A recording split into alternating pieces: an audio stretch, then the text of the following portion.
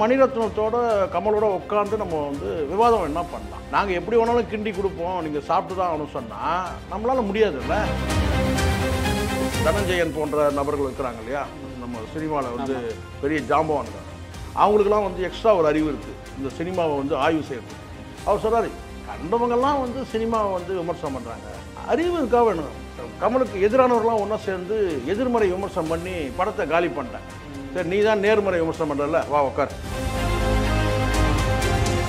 நீங்கள் மகாலிபுரத்தில் கொண்டு போயிட்டு இன்ஸ்டா பிரபலத்தெல்லாம் கூப்பிட்டு போயிட்டு ஹோட்டலில் வந்து பார்ட்டி வச்சு சோத்தை போட்டு தண்ணியை வாங்கி கொடுத்து எதுக்கு இந்த கேவலமான வேலைன்னு கேட்குறேன் நான். தக் லைஃப். கமலுக்கு ஒரு லக் லைஃப். ஏய், எங்கடா லக் லைஃப், இங்கே லொக் லைஃப் ஆகிடுது. நான் சொன்னேன், கமலஹாசனுக்கு இந்த அறிவே இருக்காதா நான் கேட்குறேன். ஒரு படைப்பாளி தானே நீங்கள். மணிரத்னம் சொன்னால் கூட உங்களுக்கு தெரிய வேணாமா? அது நடிக்கிற ஒருத்தர் கூட அந்த சொரணையே இல்லையா?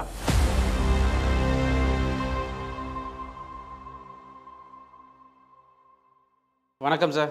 வணக்கம் கௌதம். எப்படி இருக்கீங்க? நலமாக இருக்கேன் சார். தக் லைஃப் படம் பார்த்துட்டீங்களா? நல்லா இருக்கா சார்? நமக்கு வந்து எதிர்மறை விமர்சனம் பண்ணுறது எனக்கு பிடிக்காது. ஆனால் வந்து தவிர்க்க முடியாமல் நான் அந்த படத்தை பண்ணிட்டேன். அது வந்து லட்சக்கணக்கில் போயிடுச்சு. அதனால் வந்து சில பேர் என்ன சொன்னாங்க, சார் என்ன சார் நீங்கள் இது எப்பவுமே இந்த மாதிரி பேச மாட்டீங்க, நீங்கள் எப்படி பேசுகிறீங்கன்றாங்க.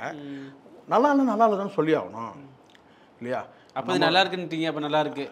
நல்லா இல்லைன்னு சொல்ல நான் தான் இப்போ நீங்கள் கேட்டதுனால இப்போ கொஞ்சம் அந்த ஸ்ருதியை மாற்றிக்கிட்டு அப்படின்றேன். ஸோ நான் சொல்கிறதுனால நீங்கள் போய் பார்த்துட போகிறீங்களா? இல்லை நான் நல்லா இல்லைன்னு சொன்னனால நீங்கள் போய் பார்க்க போகிறீங்களா? ஆனால் நான் சொல்கிறேன், படம் வந்து பார்க்குற மாதிரி இல்லை. Okay okay. ஏன்னா 3 விஷயந்தான். முதல் வந்து கதை பிழை, கதையே பிழை, அப்புறம் கருத்து பிழை, காட்சி பிழை. 3 பிழையுமே வந்து தக் லைஃப்பில் நம்ம பார்க்க முடியும். வேணா மணிரத்னத்தோட கமலோட உட்காந்து நம்ம வந்து விவாதம் என்ன பண்ணலாம். நாங்கள் எப்படி வேணாலும் கிண்டி கொடுப்போம், நீங்கள் சாப்பிட்டு தான் ஆகணும் சொன்னால் நம்மளால் முடியாதுல்ல. இது பிடிக்காத ஒரு பொருளை போட்டு பெசரி கொடுத்தாங்கன்னா நீங்கள் என்ன செய்வீங்க? எனக்கு வேணாங்க அப்படி தான் நம்ம சொல்லுவோம். ஆமாம், அப்படி தான் இருக்குது படம். Okay sir. இந்த காட்சி பிழை, கதை பிழை, நீங்கள் இசையில் வந்து அதுவும் இசைப்பிழை மாதிரி அந்த பாட்டு வைக்கிற முத்து இசைப்பிழைன்றத விட நான் ஒரு விஷயம் நான் சொல்கிறேன். இது ஒன்று சொன்னால் உடனே நம்ம ஏஆர் ரஹ்மான் எதிராக சொல்லணும் கிடையாது. இப்போ இவங்க என்ன நினைக்கிறாங்கன்னா, எப்படி ஒரு ஏஆர் ரஹ்மானை கொண்டு வந்தாங்க? எனக்கு முதல்ல அது தெரியணும். எனக்கு முதல்ல இப்போது இளையராஜா வந்து ஃபுல் பீக்கில் இருக்கிறார் சார், அவர் போடுறது தான் மியூசிக்குன்ற ஒரு ஸ்டேஜ் ஆகிடுச்சு. என்னென்னு கேட்டால், நான் என்ன வேணால் மியூசிக் போடுவேன், அதை நீங்கள் ரசிக்கணுன்ற ஒரு கட்டாயம் இருந்துச்சு.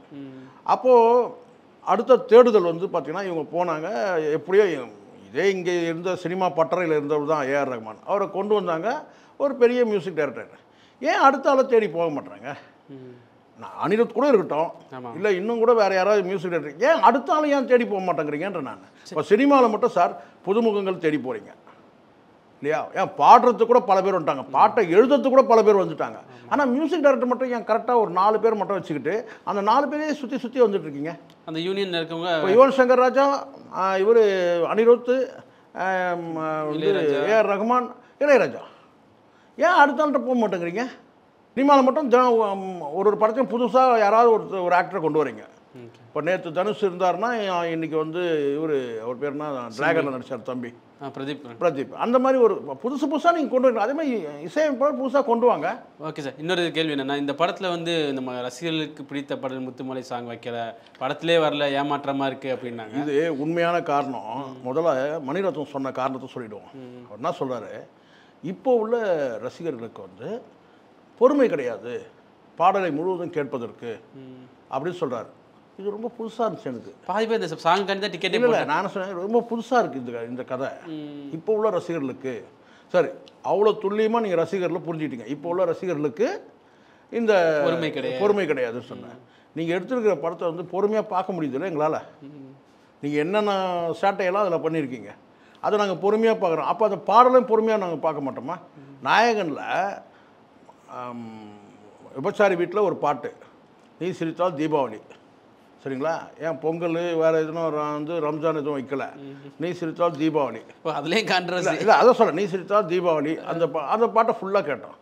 அப்புறம் அந்திமழை மேகம் சொல்லிட்டு அந்த பாடல் பாடணும். அந்த படத்தில் இன்னும் நிலாது வானத்து மேலே அப்படின்னு ஒரு பாட்டு, அதை நம்ம இப்படி எல்லா பாட்டையும் தான் நம்ம ரசித்தோம். அதுக்கு பிறகு ஒன்று கேட்டால் எவ்வளவோ பாடல்கள் வந்துருக்கு. மணிரத்னம் படத்துலேயே வந்து எத்தனையோ பாடல்கள் நம்ம ரசித்தோம். நீங்களாக ஒரு பாடலை எடுத்துகிட்டு நீங்களாக துண்டாக போட்டு நான் உங்களுக்கு பிட்டு பிட்டாக போடுறேன், நீங்கள் கேட்டுட்டு போங்க, உங்களுக்கு பொறுமை கிடையாதுன்னு சொன்னால், நீங்கள் எடுத்த படத்தையே நாங்கள் பொறுமையாக பார்த்துருக்கோம், எவ்வளோ சகிச்சுக்கிட்டோம். ஒரு இரும்பு மாதிரி இதயம் குணம். யார் தக் லைஃப் படத்தை வந்து இருக்கிற காட்சிகளை வந்து உங்கள் பர்சனல் கருத்து பிழையும் காட்சி பிழையும் நம்ம ஜீரணிக்கிறதுக்கு நமக்கு இது சாதாரண இதயம் இல்லை, இரும்பு மாதிரி இருக்கணும் இதயம். சார் இது வந்து பொதுவாக சொல்கிறீங்கன்னா உங்கள் இது சொல்கிறீங்க, உங்கள் கருத்து. பொதுவான கருத்தும் அதான், என் கருத்து அதுதான் சார். என் கருத்து தான் பொதுவான கருத்து. நம்ம வந்து பாருங்கள், மக்கள் பார்வையில் நம்ம பார்க்குறோம். இதுக்கு வந்து சில பேர் அறிவுகள், அந்த தனஞ்சயன் போன்ற நபர்கள் இருக்கிறாங்க இல்லையா, நம்ம சினிமாவில் வந்து பெரிய ஜாம்பவான்கள், அவங்களுக்கெல்லாம் வந்து எக்ஸ்ட்ரா ஒரு அறிவு இருக்குது இந்த சினிமாவை வந்து ஆய்வு செய்கிறதுக்கு. அவர் சொல்கிறார், கண்டவங்கெல்லாம் வந்து சினிமாவை வந்து விமர்சனம் பண்ணுறாங்க, அறிவு இருக்கா வேணும். படத்தை பார்க்குற எல்லாருமே விமர்சனம் பண்ண முடியும் சார். ஒரே விமர்சனம், படம் நல்லா இருக்கா நல்லா இல்லையா நீங்கள் கேட்டிங்கல்ல, இல்லை சுமாராக இருக்கா, நல்லா இருக்குது, நல்லா இல்லை, சுமாராக இருக்குது, இந்த மூணுமே விமர்சனம் தான். ஆமாம், மூணுமே விமர்சனம் தான். நீங்கள் வந்து பெருசாக வந்து ஒரு காட்சியாக சொல்லிலாம் இருக்கிறதில்ல, படம் நல்லா இல்லைன்னு சொன்னாலே அது விமர்சனம் தானே. இது வந்து கமலுக்கு எதிரானவர்கள்லாம் ஒன்றா சேர்ந்து எதிர்மறை விமர்சனம் பண்ணி படத்தை காலி பண்ணிட்டாங்க. சரி, நீ தான் நேர்மறை விமர்சனம் பண்ணுறல, வா உட்கார், ஒரு 4 கேள்வி மட்டும் கேட்குறேன், அந்த 4 கேள்விக்கு மட்டும் பதில் சொன்னால் போதும். நீங்கள் எதை போட்டாலும் வந்து சாப்பிட முடியாது சார். நீங்கள் கல்யாணத்தில் கூட 30 ஐட்டம் வைக்கிறான் சார், 30 ஐட்டத்தை நம்ம சாப்பிட முடியுதா? நம்மளால் முடிஞ்ச ஐட்டம்னு சாப்பிட்டோம், மீதி இலையை முட்டு தான் வரும். அதான் நடக்குது, அந்த அட்டுவழி தான் நடக்குது எல்லா கல்யாணத்துலையும். இப்போல்லாம் பெருமைக்காக வைக்கிறானுங்க 40 ஐட்டம் 50 ஐட்டம், நான் எல்லாத்தையும் சாப்பிட முடியுது, எல்லாம் வேஸ்ட்டு தான் ஆகுது. ஒருவேளை தனஞ்சயன் சாப்பிடுவாரான்னு தெரியல நமக்கு. செலக்டிவாக நமக்கு எது, நீங்கள் போய் படம் பார்க்கும்போது சில காட்சிகள் பிடிக்கல, சில காட்சிகள் நல்லா இருக்குன்னா, எல்லா காட்சியுமே அங்கே வந்து நல்லா இல்லைன்னா அப்போ நல்லா இல்லை தான் சொல்ல முடியும். ஆமாம், இப்போ தமிழ் ரசிகர்கள் மாறிட்டாங்களா சார்? சின்ன சின்ன படம்லாம் நல்லா இருந்தால் நல்லா இருக்குன்னு உண்மையாக சொல்கிறாங்க. நான் தான் சார், நீங்கள் டூரிஸ்ட் ஃபேமிலி மட்டும் நான் சொல்கிறேன், இது முன்னாடி லப்பர் பந்து எடுத்துங்க, எவ்வளோ படங்கள் லோ பட்ஜெட் படங்கள் வந்து நல்லா இருந்தால் நல்லா இருக்குது. அதே லோ பட்ஜெட் படங்களும் நிறைய படம் ஃபெயிலியராக ஆகிருக்கு. படம் நல்லா இருந்ததுன்னா மக்கள்கிட்ட தான் விமர்சனம். இப்போ எல்லா மக்களுக்கும் அறிவு இருக்குது. இவங்க சில சொல்கிறான்னு கேட்டால், இவங்களாம் சினிமா விமர்சனம் தரும், இவங்களாம் ஒரு படம் ஒரு சீன் எடுக்க முடியுமா? அறிவு கட்டணும்ல. இப்போ நான் பதிலுக்கு நான் கேட்குறேன், எல்லாம் கொடுத்த அரிசி பருப்பு புளி மிளகா பருப்பு எல்லாத்தையும் கொடுத்தனேன், எங்கே நீங்கள் சமைச்சு கொடுங்கண்ணா பார்க்கலாம். சமைக்க முடியாது. ஆனால் அதே ஒரு வந்து ஒரு தவசப்பிள்ளை ஏதாவது ஒரு சமையல்காரன் சமைச்சு கொடுத்தான்னா அதை சாப்பிட்டு நல்லா இருக்கா நல்லா இல்லைன்னு சொல்ல முடியும். நம்மளால் சமைக்க முடியாது. அப்படி தான் படம் உங்களால் ஒரே ஒரு சீன் இந்த மாதிரி எடுக்க முடியுமா அப்படின்னு சொல்கிறீங்களே, நான் சொல்ல ஆமாம் எடுக்க முடியாது. ஆனால் அந்த படத்தை பார்த்துட்டு இது நல்லா இல்லைன்னு எங்களால் சொல்ல முடியும். சாப்பிட்றது எப்படி அப்படி தான் சார். நீங்கள் வந்து சமைச்சு வச்சுட்டா வந்து கேட்டால் வந்து டேஸ்ட் பண்ணுறதுக்கு சில பேர் இருப்பாங்க, அந்த கேட்ரிங் படித்தவங்கள, சரிங்களா, அவங்களுக்கு அந்த கேட்ரிங் படித்த பெரிய கிராஜுவேஷன் முடிச்சு கூட இருப்பாங்கன்னு வச்சுங்களேன். ஆனால் அவங்ககிட்ட எல்லா பொருளையும் கொடுத்து நீங்கள் சமைக்க சொன்னீங்கன்னா அவங்க சமைக்கிறது, அதுக்கப்புறம் அவங்க சமைச்சது அவங்களே சாப்பிட்டு பார்த்தீங்கன்னா உணர்வாங்க இது சரியில்லை. அது ஆனால் வெளியே சொல்ல மாட்டான், வெளியே சொல்ல மாட்டேன். நான் இப்போ நான் கேட்குறேன், வந்து கமலுக்கு தெரியாதா? சிம்பு வந்து ஒரு இயக்குனர் தானே, சிம்புவுக்கு தெரியாதா? அந்த டவுட்லாம் இருந்ததுனால தான் நீங்கள் மகாலிபுரத்தில் கொண்டு போயிட்டு இன்ஸ்டா பிரபலத்தெல்லாம் கூப்பிட்டு போயிட்டு ஹோட்டலில் வந்து பார்ட்டி வச்சு சோத்தை போட்டு தண்ணியை வாங்கி கொடுத்து, எதுக்கு இந்த கேவலமான வேலைன்னு கேட்குறேன் நான். நடந்துதா இல்லையா? இன்ஸ்டா பிரபலங்கள் வந்து பல தரப்பட்ட பிரபலங்கள் இருக்காங்க சார், அவங்கவுங்க திறமையை அவங்க காட்டுறாங்க, நம்ம அதை கொச்சப்படுத்துறதுக்கு நம்ம தயாராக இல்லை. அவங்களுக்கு தெரிஞ்சதை அவங்க ஏதோ செய்கிறாங்க. ஜாக்கெட் அக்காவா, அதுனா என்ன அக்கா, ஏதோ ஒரு அக்காலாம் இருக்காங்கல்ல, டெய்லர் அக்கா, டெய்லர் அக்கா வந்து இந்த மாதிரி வந்து பல பேர் இருக்கிறாங்க இல்லையா, அந்த மாதிரி பல அக்காக்கள் இருக்கிறாங்க, பல அண்ணன்கள் இருக்கிறாங்க, பல தம்பிகள் இருக்கிறாங்க. அவங்களோட திறமையை அவங்க காட்டுறாங்க. நம்ம அவங்கக்கிட்ட அவங்க இடத்துக்கே நம்ம போக வேண்டாம், அது அவங்க சாமர்த்தியம். அவங்கள கொண்டு வந்துட்டு அவங்களுக்கு ஃபாலோவர்ஸ் ஒரு 5 லட்சம் பேர் இருக்கிறாங்கன்னு வச்சுங்களேன். இப்போ நம்ம இர்ஃபான் மாதிரி ஆட்கள் வச்சுங்க, இர்ஃபான் கதையே எப்படி இருக்குன்னு தெரியும், சரிங்களா, அவங்கள கூப்பிட்டு வந்துட்டு நீங்கள் இப்படி பேச வச்சுட்டிங்கன்னா உடனே அவங்க ஃபாலோவர்ஸ் எல்லாம் படத்தை பார்க்க வந்துடுவாங்களா? வாய்ப்பே இல்லை. என்ன சார் இது?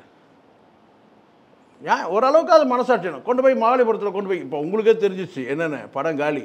ஆமாம், படம் காலினா ஊர் ஊராக போய் இது விளம்பரம் பண்ணுறீங்க. டூரிஸ்ட் ஃபேமிலிக்கு யார் விளம்பரம் பண்ணாங்க? மக்களே விளம்பரம் பண்ணாங்க. நல்ல படம் பாது, டூரிஸ்ட் ஃபேமிலின்னு ஒரு படம், நல்ல படம் பா. இன்னைக்கு வரைக்கும் யாராவது கதையை விமர்சனம் பண்ணியிருக்காங்களா? நான் தான் சொன்னேன். ஸ்ரீலங்கன் வந்து அகதி, அவங்க ஸ்ரீலங்கா வந்து வரக்கூடிய வந்து ஒரு தமிழ் ஈழத்தமிழர்கள், அவங்க அந்த குடும்பத்தில் நடக்கக்கூடிய பிரச்சனைகள், குடும்பத்தில் வந்து பார்த்தா இங்கே சொசைட்டியில் ஏற்படக்கூடிய பிரச்சனைகள், இதை வச்சு மையப்படுத்தி படம் எடுத்துக்கலாம், அவ்வளோதான். அதுக்கப்புறம் அவ்வளோ போய் படம் பார்த்துட்டு சொல்கிறாங்க. ஆமாம், சும்மா வந்து உடம்புல உணர்வுல டச்சே ஆகாத ஒரு படத்தை எடுத்துட்டு கமல் நடிச்சிருக்கிறாரு, சிம்பு நடிச்சிருக்கிறாரு, ட்ரெஸ்ஸாக நடிச்சிருக்காங்க. இவங்க நடிச்சிருக்கிறாங்க, வந்து த்ரிஷா நடிச்சிருக்கிறாங்க. அதில் ஒருத்தன் சொல்கிறான், அந்த வலைபேச்சில் இருக்கிறவங்க சொல்கிறானுங்க, முதல் நாள் ஆகா ஓகோன்றானுங்க படத்தை. ஏன்னா இவங்க இப்படி சொல்கிறானுங்க ஆகா ஓகோன்னு. அதில் பிஸ்மி கொஞ்சம் எச்சரிக்கையாக பேசுகிறாரு. என்ன சொல்கிறாருன்னா, இதெல்லாம் எடுத்துருக்குறாங்க, ஆனால் இதெல்லாம் இளைஞர்களுக்கு அந்த அளவுக்கு அப்போ ஒரு பிட்டு போட்டுறாரு அவர். ஏன்னா நாளைக்கு என்ன நிலமன்னு பார்த்துட்டு நாங்கள் வேறு மாதிரி பேசுவோன்றது தான் அந்த பிட்டு. இவன் இருக்கிறார் பாருங்க, பஞ்ச் கொடுக்குறான். பஞ்ச் யார் இந்த அந்த படம் வந்து பஞ்சே கொடுக்குறான். என்ன சொல்கிறான்னு கேட்டால், அவர் வழக்கமாக பஞ்சு கொடுப்பாராமே, அவர் பஞ்சு கொடு என்னன்னு கேட்டால், தக் லைஃப் கமலுக்கு ஒரு லக் லைஃப். டேய் எங்கடா லக் லைஃபு, இங்கே லொக் லைஃப் ஆகிடுது. ஒரு மனசாட்சிதான். த்ரிஷா அழகாகிட்டே இருக்கிறாங்க, ஏன்னா இவனுக்கு டேஸ்ட் இவ்வளோ மட்டமாக இருக்குது. நீங்கள் சொல்லுங்கள் சார், இப்போ நம்ம அழகு போட்டிலாம் வைக்கல, படத்தில் வந்து த்ரிஷா நடிக்கிறாங்க, நல்லா நடிச்சிருக்காங்க, நல்லா நடிக்கல, இவ்வளோ தான். அவங்க கேரக்டர் என்ன, அவங்க கேரக்டர் வந்து பார்த்தீங்கன்னா அந்த படத்தில் வந்து ஒரு விபச்சார வந்து ஒரு ப்ராஸ்டியூட். தமிழில் சொன்னால் கஷ்டமாக இருக்குது, விபச்சாரி சொன்னால், அதில் இங்கிலீஷில் சொல்லிட்டோம், அவங்க ப்ராஸ்டியூட் கேரக்டர், அவ்வளோதான். அதுதானே நம்ம பேசக்கூடாது. இவங்க பேசுகிறானுங்க, த்ரிஷா அப்படியே அழகாகிட்டே போகிறாங்க. நானும் பார்க்குறேன், ரொம்ப ஆச்சரியமாக இருக்குது. ரொம்ப இளமையாக, ரொம்ப எங்கடா இளமை, எலும்புடா எலும்பு சுருங்கி போயிருக்கு, தோல் இதெல்லாம் பார்க்குறீங்களா இல்லையா, கண் இருக்கா இல்லையா உங்களுக்கு. ஆனால் நாளுக்கு நாள் அப்படியே அழகை. என்னென்னா நயன்தாராவுக்கும் இவங்களுக்கும் பிரச்சனை, சிம்ரனுக்கும் இவங்களுக்கும் பிரச்சனை. ஓகே, இவங்கள மார்க்கெட்டிங் அப்போ இவங்களை மார்க்கெட் பண்ணோம் யாரை, த்ரிஷாவை. ஏன்டா இந்த பொழப்பு உங்களுக்கு. ஸோ இப்படியெல்லாம் சொல்லி விட்டு இப்போ என்ன சொன்னாங்கன்னா, எல்லா சேனலையும் போய் உட்காந்துக்கிட்டு தக்கலை நல்லா இல்லைன்னு சொல்லியிருக்கானுங்க. ஆனால் முதல்ல சொன்னது யார், அப்படியே இருக்குது. நீங்கள் எடுத்து பார்த்தீங்கன்னா நீங்கள் தெரிஞ்சுக்கலாம். துப்பாக்கூர் இந்த வலைபேச்சில் இருக்கிற இந்த மாதிரியான நபர்கள், அப்புறம் தனஞ்சயன் மாதிரி ஆட்கள், அதுக்கப்புறம் இந்த இன்ஸ்டா ப்ராப்ளம் பாவம் அவங்களுக்கு இழுத்துட்டு வந்து, சார் அவங்ககிட்ட ஒரு தொகையை கொடுத்து நீங்கள் பண்ணுங்கன்னு சொன்னால் அவங்க பேசுதானே. அவங்க ஒரு சில என்ன பேசணும் கூட தெரியாமல் பேசுகிறாங்க. நான் படம் பார்க்க வந்திருக்கிறேன், நான் இந்த தேட்டரில் வந்திருக்கிறேன், இது முக்கியம். வேறு என்ன சொல்ல முடியும். அவங்களுக்கு வந்து சினிமாவில் வந்து அதை எடுத்து விமர்சனம் பண்ண தெரிஞ்சவங்க பண்ணுவாங்க, தெரியாதவங்க இப்படி நிறைய பேர். இதனால் என்ன ஆச்சுன்னு கேட்டிங்கன்னா, டூரிஸ்ட் ஃபேமிலிக்கு இது மாதிரி கூப்பிட்டு பண்ணவே இல்லையே. டூரிஸ்ட் ஃபேமிலியை பொறுத்த வரைக்கும் என்னென்னா, முழுக்க முழுக்க ஆடியன்ஸே வந்து அதை ரிவ்யூ பண்ணுறாங்க, நல்ல படங்க நல்ல படம். இப்படி அந்த படம் வந்துக்கிட்டால் ஸ்லோவாக அது பாட்டு ஓடிக்கிட்டே இருக்குது, இன்னும் கூட ஓடிட்டு இருக்கு. 5 கோடி போட்டு 100 கோடி எடுக்கிறாங்கன்னா அது பெரிய விஷயம் இல்லை. ஓகே, அந்த மாதிரி நான் குறை சொல்லணும்னு அவசியம் இல்லை சார். நமக்கு என்ன சார் இருக்குது, விளம்பரம் அதாவது விமர்சனம் பண்ண தெரியாத நபரை வச்சு நீங்கள் ஒரு விளம்பரத்துக்காக நீங்கள் பயன்படுத்தும் போது அது இன்னும் வந்து ட்ரோல் ஆகுது. இப்போ அவங்களுக்கு பிடிக்காத இன்ஸ்டா எவனா இருப்பான், இன்ஸ்டா ப்ராப்ளம் எவனா இருப்பான், அவன் என்ன செய்வான், அவங்களுக்கு இது ஒரு செலவு ஆகுதுல்ல சார். படத்தில் நஷ்டமானாலும் அவசியமே இல்லைல்ல. நீங்கள் நல்ல படம் எடுத்தால் நீங்கள் ஏன் சார், இப்போ நான் விக்ரம் 2க்கு எந்த இன்ஸ்டா ப்ராப்ளம் வந்து பேசுனாங்க, விக்ரம் 2க்கு மேக்கிங் கரெக்டாக இருந்ததுன்னா மக்கள் ரசிக்க போகிறாங்க, அவ்வளோதானே. ஸோ அதனால் கதைப்பிழை, கருத்துப்பிழை, காட்சிப்பிழை லாஜிக்கே இல்லையே சார். நீங்கள் கொஞ்சமாச்சும் நீங்கள் சொல்லுங்கள். எத்தனை தடவை கொடுத்தனாலும் நீங்கள் சாக மாட்டீங்க, எத்தனை தடவை துப்பாக்கியில் சுட்டாலும் சாக மாட்டீங்க. ஆனால் சிம்பு மட்டும் என்ன பாவம் பண்ணார் தம்பி, நீங்கள் சொல்லுங்கள். நல்லா இருந்த பையனை கூப்பிட்டு வந்துட்டு என்ன பண்ணி வச்சிட்டிங்க அந்த படத்தில். திரும்பியும் ஒரு பெரிய பிரேக் கொடுத்தவர் இல்லையா, ஒரு கம்பேக் கொடுத்தவரை வந்து திருப்பி மறுபடியும் கொண்டு போயிட்டு வீட்டில் படுக்க வச்சிட்டிங்க. திருப்பி மறுபடியும் அவர் வந்து சுட்டரிக்கும் சாம்பல்லேருந்து கலந்து எழுந்து வரக்கூடிய ஒரு பீனிக்ஸ் பறவை மாதிரி வந்துடுவார். சிம்புக்கு அந்த இந்த பவர் உண்டு எப்பவுமே. ஆனால் நான் என்ன சொன்னேன்னா, இதே அவர் வந்து சுருண்டு படுத்திருந்தார்ல, ஒரு பெரிய லாங் கேப் இருந்ததில்ல, அப்போ கூப்பிட்டு வாய்ப்பு கொடுத்தீங்களா நீங்கள்? அப்போ வாய்ப்பு தரல. இப்போ வந்து ஒரு பீக்கில் வந்துட்ட பிறகு கூப்பிட்டு நீங்கள் கதை சொல்லும்போது சொல்லியிருப்பீங்க, என்னென்னா தம்பி சிம்பு உங்களுக்கு இப்படி ஒரு சீன் கொடுக்குறோம், அப்படி ஒரு சீன் கொடுக்குறோன்னு சொல்லியிருப்பீங்க, ஏமாத்திருப்பீங்க. மணிரத்னம் சார் இயக்கம் அப்படின்னா மணிரத்னம் யார், மணிரத்னம் சாதாரண ஆள் கிடையாதுல்ல. அதுவும் கமல் கூட நீங்கள் நடிக்கிறீங்க, கமலுக்கு மகனாக நடிக்கிறீங்க. அப்போவே நீங்கள் சொல்லியிருக்கணும். என்னன்னு கேட்டிங்கன்னா, அப்போவே நீங்கள் சொல்லியிருக்கணும் என்னென்னா, நீங்கள் கமல் கூட நடிக்கிறது மட்டும் இல்லை, கமல் வந்து கமலோட ஸ்டெப்னியே நீங்கள் வந்து உங்கள் ஸ்டெப்னியாக மாற்றுறதுக்கு, உங்கள் ஸ்டெப்னி இல்லை, நீங்கள் வந்து கல்யாணம் பண்ணிக்கிறதுக்கு நீங்கள் வந்து ரெக்வஸ்ட் கொடுக்குறீங்க, அப்படியாவது சொல்லியிருக்கணும். அப்போ அவர் கொஞ்சம் சுதாரிச்சிருப்பார். யார், சிம்பு. எந்த படத்தில் சார் இவ்வளோ கேவலம் நடக்கும்? அப்பனுடைய வந்து வப்பாட்டியே வந்து கேட்டால் வந்து மகன் வந்து ஏன் இவங்களுக்கு இந்த மாதிரி புத்தி இருக்குன்னு தெரியல. நான் சொன்னேன், கமலஹாசனுக்கு இந்த அறிவே இருக்காதா நான் கேட்குறேன். ஒரு படைப்பாளி தானே நீங்கள். ஒரு மணிரத்னம் சொன்னால் கூட உங்களுக்கு தெரிய வேணாமா? அது நடிக்கிற ஒருத்தர் கூட அந்த சொரணையே இல்லையா? என்னடா அது மகன் மாதிரி வளர்க்கக்கூடியவர் வந்து அப்பாவுடைய ஸ்டெப்னியை வந்து அவர் வந்து கட்டாயப்படுத்தி என்னை கல்யாணம் பண்ணிக்கணும்னு சொல்கிறாரு. எப்படி பழைய சிம்பு வந்தால் ரேப் பண்ண விட்டுருப்பானுங்க போல இருக்கு. நிஜமா சார், அவன் புது சிம்பு ஆமாம் இல்லையா? மெச்சூரிட்டி பக்குவம் எக்கச்சக்கமாக இருக்குது. வயசு தான் 42 தவிர 60 வயசு ஆளுடைய பக்குவம் இருக்குது. ஆனால் பழைய சிம்பு வந்தாக்கா, சிம்பு நீங்கள் வரீங்க, உங்கள் அப்பாவுடைய ஒப்பாட்டி அவங்க இருக்கிறாங்க, அங்கே நீங்கள் நேராக போகிறீங்க, கதவு திறந்துட்டு போகும்போது சரக்கு அடிச்சுட்டு போகிறீங்க, நீங்கள் ரேப் பண்ணிடுறீங்க அப்படி சொல்லியிருப்பானுங்க போல ஒரு கதையை. பழைய சிம்பு இருந்தால். பல சிம்பு இருந்தால். புது சிம்பு இருந்ததுனால கேட்டால் நீங்கள் டீசெண்டாக நீங்கள் ஒரு ரெக்வஸ்ட் கொடுக்குறீங்க, கொஞ்சம் ஃபோர்ஸாக கொடுங்க, அதை கடற்கரையில் கொண்டு போயிட்டு அப்படி சொல்லிப்பாங்க. அடி வாங்கினதுலே வந்து பார்த்தீங்கன்னா பலத்த அடி. அந்த ஒரு காட்சிக்கு தான் யாருமே விமர்சனம் பண்ணாமல் இல்லை. என்னங்க இதுன்னு கேட்குறாங்க.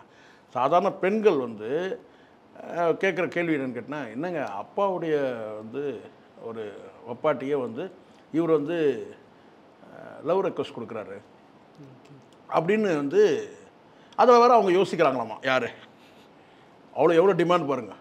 இது படத்தில் நடிக்கிறதுக்கு தான் திரிஷாக்கு டிமாண்டுன்னு சொன்னால், அந்த படத்தில் என்ன கதையிலையும் பார்த்தீங்கன்னா அவங்களுக்கு டிமாண்ட் யோசிக்கிறாங்களாமா. இது இவர் கேட்ட உடனே என்ன அவர் என்ன நினைப்பார், நான் அவருக்கு தான் நான் அப்படின்ற மாதிரி என்னால் முடியாதுன்னு போது, இல்லை நீ பண்ணி தான் ஆகணும்னு. என்னடா இது இவ்வளோ லாஜிக் ஓட்டையை வச்சுக்கிட்டு கௌதம் இவனுங்க நம்மக்கிட்ட நான் சொல்கிறேன்னு கேட்டால், இவங்களுக்கெல்லாம் திரை விமர்சனம் பண்ணது சார்ந்து, அதுவும் தனஞ்சய் சார் அரசியல் விமர்சனம் பண்ணுறவங்களாம் சினிமா விமர்சனம் பண்ணுறாங்க. ஏன் நீங்கள் அரசியல் விமர்சனம் பண்ணலையா? யார் வேணால் அரசியல் பேசலாம். ஓகே, சினிமாவை பார்க்கக்கூடிய எல்லாருமே விமர்சனம் பண்ணலாம். அதுக்கு தனியாக ஒரு குவாலிஃபிகேஷன் தேவையில்லை. அதுதான் ஒரு லைனில் சொன்னேன், படம் நல்லா இருக்குது, நல்லா இல்லை, சுமாராக இருக்குது, இது மூணுமே விமர்சனம் தான்.